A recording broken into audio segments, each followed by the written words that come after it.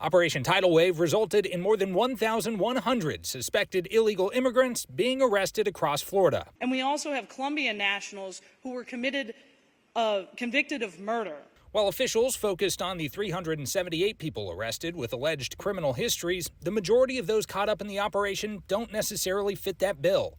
Jacksonville resident Nicole, who asked only to use her first name, says her husband Marcio, who's a Brazilian national, was one of them.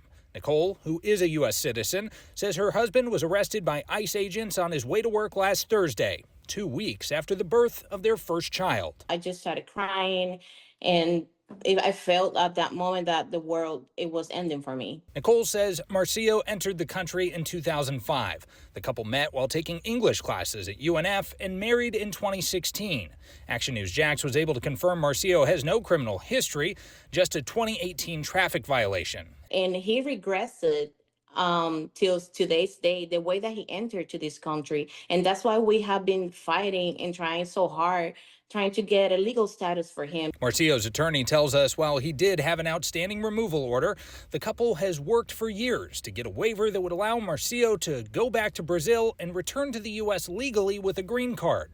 Now, Nicole says her husband is being held in a detention center in Texas as the couple attempts to get a stay of removal. If that fails, Nicole says she'll have to move to Brazil while they wait for their waiver to be approved so they can return back home to Jacksonville. But that's not something that I want to do right now because this is our home. And based on comments made by officials today, we can expect to see more large-scale immigration sweeps, with the executive director of Florida's Board of Immigration Enforcement calling Operation Tidal Wave a, quote, warm-up. For local coverage you can count on downtown, I'm Jake Stofan, Action News Jax.